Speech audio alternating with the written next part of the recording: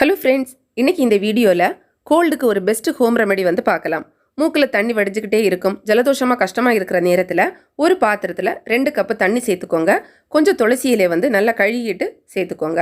இது கூட ஒரு சின்ன துண்டு சுக்கு, சின்ன துண்டு பட்டை, 3 நல்ல மிளகு வந்து எடுத்திருக்கேன். இந்த அளவு எப்படி இருக்கணும்னா, துளசி இலை வந்து 4 பங்கு, சுக்கு வந்து 2 பங்கு, பட்டை 2 பங்கு, நல்ல மிளகு 1 பங்கு வந்து எடுத்துக்கோங்க. இதை இப்படியே போடுறத விட கொஞ்சம் பொடிச்சு போட்டோன்னா அதனுடைய எஃபெக்ட் நல்லா கிடைக்கும். அதனால பொடிச்சுக்கலாம்.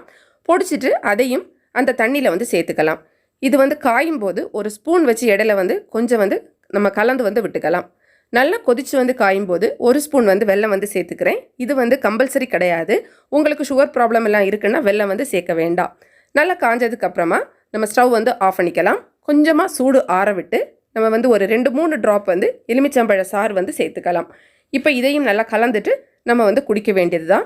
நான் வந்து 2 கப் அளவுக்கு வந்து வச்சுருக்கேன். இது வந்து எப்போ குடிக்கணும்னு பார்த்தீங்கன்னா, நமக்கு எப்போ கஷ்டமாக இருக்கோ, ஜலதோஷம் அந்த மாதிரி வந்து அந்த நேரத்தில் வந்து குடிக்கலாம்.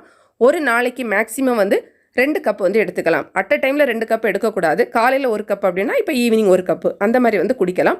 இந்த மாதிரி இது நம்ம குடித்த கொஞ்ச நேரத்தில் நம்மளோட ஜலதோஷம் வந்து நமக்கு கொஞ்சம் கொஞ்சமாக படிப்படியாக வந்து சீக்கிரமாகவே வந்து சரியாயிரும். நீங்களும் வந்து ட்ரை பண்ணி பாருங்கள். இப்போ இருக்கக்கூடிய காலகட்டத்துக்கு தேவையான ஒன்று இது.